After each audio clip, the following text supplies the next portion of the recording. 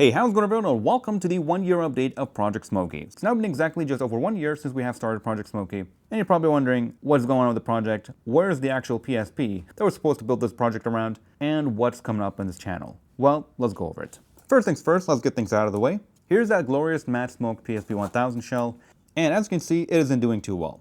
So here's exactly where it's standing right now.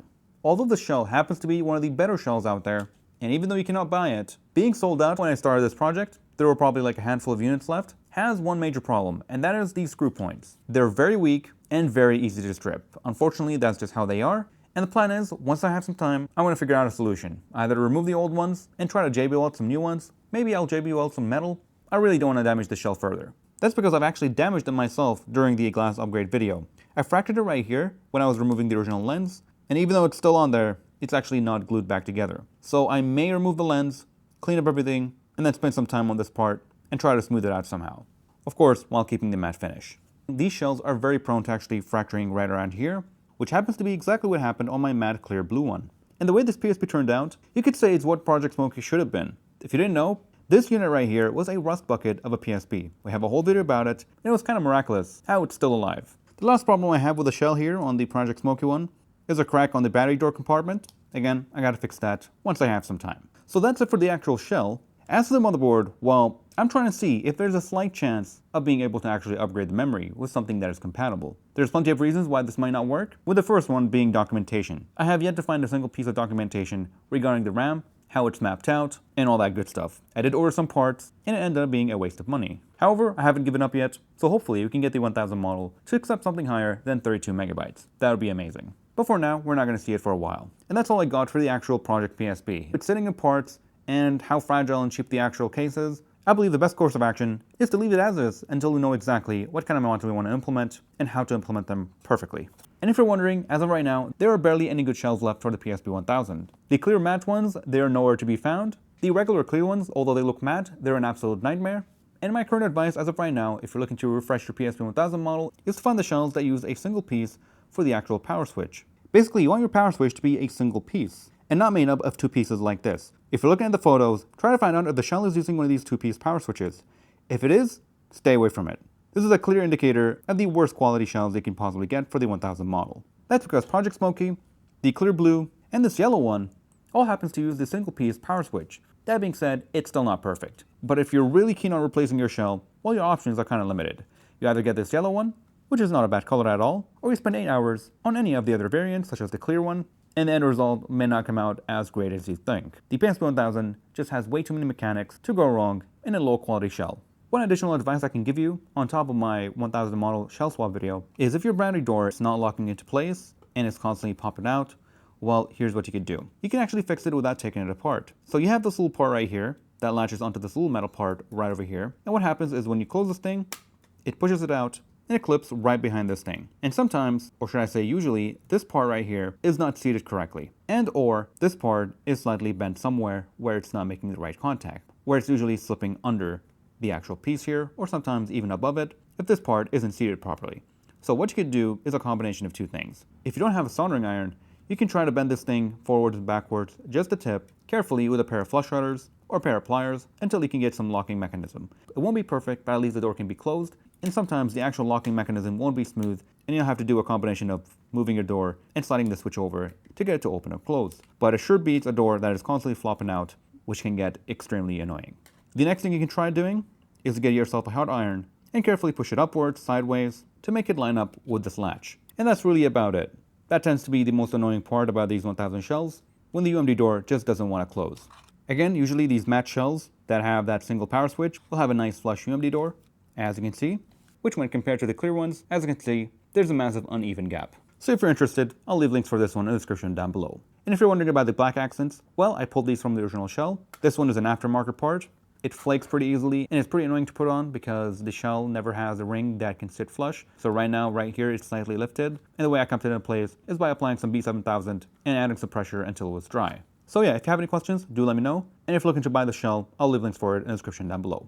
So where we are with Project Smokey as of right now. So originally we're supposed to have different stages, indicating different difficulties, with each stage getting harder and harder, with more advanced mods. And yes, the stages here have been switched around, as some of them didn't make sense or where they were sitting. Some of them were easier, some of them were harder, so this list has been updated a couple times since the video. So let's take a look. In stage 1, we got the ARC4 custom firmware, shell swap video, batteries video, and memory cards. Then in stage 2, we have the IPS mod, stick upgrade video, glass lens upgrade, and the Xan reactive LEDs.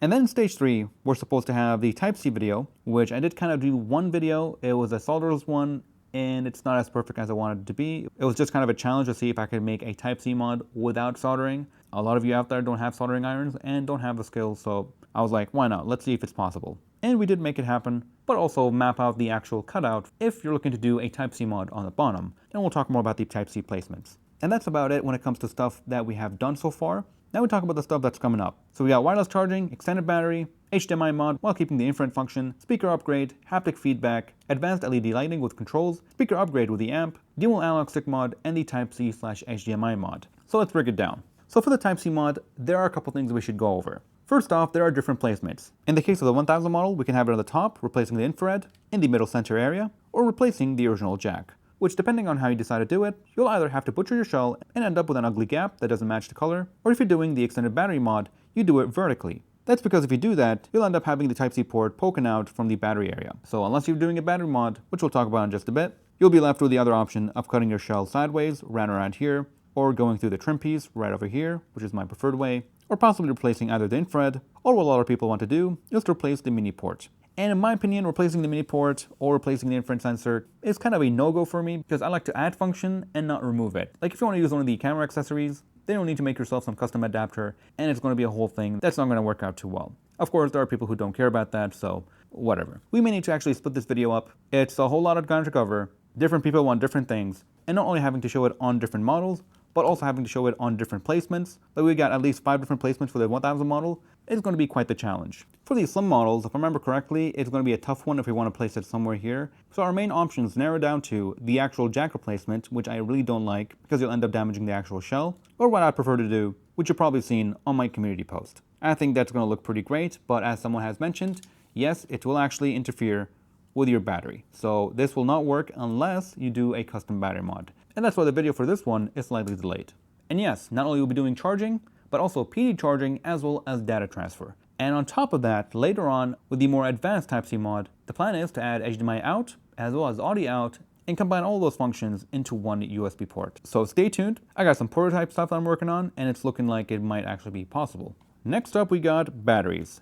And boy, this is going to be quite the challenge. This pile right here is only one batch of batteries. I've got plenty more coming on the way, and the plan for this one is to do a battery maxing video. So it's going to be quite fun, and just like with all the other stuff, I tend to go overboard with these projects. So we're going to be doing it for the 1000 model, 2000, 3000, E1000, and for the PSP Go, well, I'm sorry to tell you, but those battery armor mods, they're always sold out. I don't know what's going on with AliExpress. I cannot get my hands on those battery armor mods for the PSP Go, where it's like a bigger back cover that houses the PS Vita battery, or even one of these batteries if you're looking to do something custom. So yeah, all models are going to be covered. There has been this little custom battery that's been going around on AliExpress that claim to have a high capacity and are custom made for the PSP Go. I haven't tested them, however, it is coming on the way, so we'll see if it's legit. Links for it will be in the description down below. But yeah, for these batteries, I've done a bunch of different calculations, and we're going to have different methods for different capacities for different types of users. We're going to have ones that do the least destruction, ones that do a whole lot of destruction to the shell, and ones that do no destruction at all.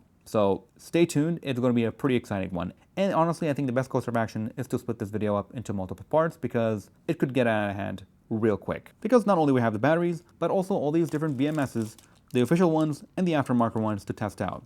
We want to test out the efficiency, see if they have any weird problems, and it's going to be quite the challenge. It's going to be extremely time consuming and I have no idea if I actually have enough time or resources to pull this off. But just like last year, we're going to get through it. And shout out to a user by the name of Sal from Greece. He reached out and sent me some extra PSP parts, including these awesome battery management systems for various different models. Most importantly, the E1000, which we don't have a whole lot of parts here, so our European viewers aren't left out with their E1000 models. And for those who are looking to resell with a C, not an S, they're beautiful 2200 mAh batteries from Sony. So once again, big shout out to Sal. Thanks for reaching out and sending me some extra parts that you have laying around. It's going to greatly help the channel. And with that, we might as well do some wireless charging with a 5V 2A receiver with built-in MagSafe. We'll see if that's possible, if we can pull it off. If we can, that'd be great, because being able to actually just stick your PSP onto a little charger, or even better, one of those portable MagSafe power banks that attach to your phone, but instead onto your PSP. If we can pull that off, that'd be pretty sweet. Next up, we got the dual analog stick mod, and I didn't realize this, I should have planned this out earlier, but it's going to be quite tough finding the right solution, because the way people have been doing it in the past is not what I expected. I didn't quite understand how it worked until I dug into it, and turned out it might not be as magical as you would think, so don't get your hopes up, but we're still working on it. Next, we got the HDMI mod, and this one has been sitting on the shelf for quite a while now. I'm sure there are a lot of you that are waiting for this video, and all I could say is I didn't like it as much as I would think, and it's definitely not a simple drop-in solution, and solder a couple wires to some contacts and make it work. When you're running this thing, it likes to run the audio onto your built-in speakers as well, and because the HDMI signal is delayed, you're going to hear sound coming from your TV and your PSP twice at 2 different times, which is going to be pretty annoying. So we got plans to actually have a disconnect switch. It's been already covered by a lot of people, but rarely see anyone mentioning the delay or having an actual switch to disable the built-in speakers. And speaking of speakers, I have finally found the speakers that I'm looking for. After a bunch of research, by research I mean finding which phones have the best speakers, and ordering just a ton of different speakers for different phones, I have finally found the perfect sounding ones that are not only loud, but a whole lot more clearer than the built-in ones. That's not the challenge. The real challenge is going to be actually fitting it inside the PSP. And no, this is not all the speakers I've ordered. I've got at least like 5 times as this. So yeah, I'm pretty hyped up. Haptic Feedback. So this one is going to be simply finding space and wiring one of these haptic feedback engines that are made for various different phones. We got ones for the iPhone, and the Samsung, and everything else in between. But the most important part is being able to disable it. So that is another thing we gotta work on, where we can go ahead and easily wire all these different mods and be able to disable them with a simple switch for each of these functions. It's going to have to be a lot of wiring, and a lot of planning, and a lot of tiny cable management. It's going to be pretty exciting. Again, if we do the battery mod, I think we might actually end up just pushing everything that we want to push into that slot, including, of course, the Bluetooth mod. In the original Project Smokey introduction video, we were going to install one of these Bluetooth modules. They're pretty standard, they're very small, and very easy to implement because they're made to be a DIY module. Then we had our $5 Bluetooth mod video, where we used one of these adapters externally as a temporary solution for Bluetooth. And the reason we're using these is because these ones have volume control, letting you reduce the amount of hits that you listen to that picks up on your headphones. And since then, there has been an influx of Bluetooth adapters which have all these various codecs. Plus, it has the volume up and down, so if we have space, and depending on how big the actual PCB is, we can probably fit this in and have ourselves a superior Bluetooth experience with hopefully higher quality and lower latency. Again, if you're interested, links will be in the description down below. Let's see what we got. We got ourselves a sweeper, and so far we got it working for the 1000, 2000, 3000 models and E1000. However, when it comes to the PSP Go, it's kind of a more involved process. So depending on how things go, I may or may not make the PSP Go video its own separate video. So we'll see. Next up, we got ourselves a bunch of different PSP 3000 shells. And yeah, this is kind of a time-consuming one, as I have to install each of them and give you my thoughts on them.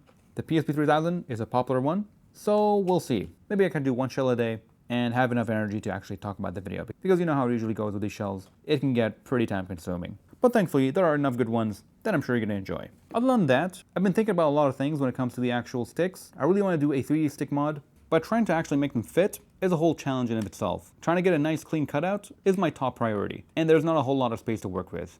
Not to mention that if you want to use one of these things, it's going to be quite the challenge, because these ribbon cables are going to have to be adapted to work with whatever console that we're looking to install into. So we'll see. I got a couple ideas cooking up. Other than this list, we'll get the 1000 model reassembly video, PSP Go disassembly, reassembly, and shell swap video, and just recently, Tactile button mod from AliExpress for all main models. So I made sure to order all 5 different variants. They're coming on the way, so do expect a video on it as soon as I get my hands on them and test them out on all the different models and see if we can improve them and if they're worthwhile. In our supercapacitor video, someone mentioned that I should try replacing them with one of these rechargeable batteries. So I got my hands on them, so I'll be testing this out and seeing what happens.